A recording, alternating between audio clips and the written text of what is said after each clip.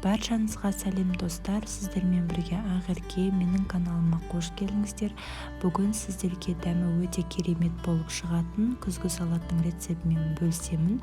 Жасалу жолы оп-оңай, барлық көкөністерді турап, араластырып жаба бересіздер. Міндетті түрде видеоның соңына дейін қараңыздар және менің YouTube арнама тіркеліп, жанында тұрған қоңырауша белгісін белгілеуді ұмытпаңыздар. Алдымен салатымызға қажетті көкөністерді дайындап, ашып жуып аламыз. Қызанақ, болгар пересі, сәбіз, капуста, сарымсақ, укроп қажет болады. Капустамызды дәл видеодағыдай жіп-жіңішке етіп турап шығамыз. Және де барлық көкөністерді жіңішке етіп турасаңыздар, салатыңыздың түрі де әдемі болып шығады. Мінекей осылай турап аламыз да үлкен ыдысымызға саламыз. Одан кейін тәтті бұрышымызды да ұзынша жіңішке етіп кесіп шығамыз. Кесіп болғаннан кейін сәбізімізді терканың майда ұзын көзіне өткіземіз. Дәл видеодағыдай төменге описанияға қанша зат не керек екенін барлығын жазып қоямын. Одан кейін сарымсақ бір басы керек, оны да 4 жұқа етіп кесіп шығамыз. Одан соң қызанақтың қатты түрін таңдаңыздар, жұмсақ болса суы қатты шығып кетеді. Қызанақты да дәл ұзын соломка етіп турап шығамыз. Мінекей бәрін турап алдық. Укроптың бір пучогын турап шықтым. Қасына петрушка немесе кинза қоссаңыздар болады. Одан кейін сұйық майды осы табада қыздырып аламыз.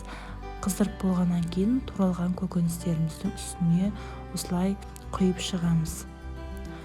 Одан соң үстіне 3 ас қасық тұзымызды қосып, бір рет барлығын қолымызбен жақсылап араластырып жібереміз. Мінекей дәл осылай. Енді тұзды араластырып болғаннан кейін 5 штук аспиринді ұнтақтап, тағы да үстіне қосып араластырып жібереміз. Енді банкаларымызды міндетті түрде булап аламыз 5 минуттай. Одан соң осылай үстінен қасықпен басып жауып тастаймыз. Қатты тығыздап салыңыздар, өйткені оны буға салған кезде түсіп кетпес үшін, арасы қатты ашылып қалмас үшін. Мінекей осылай болып шығады.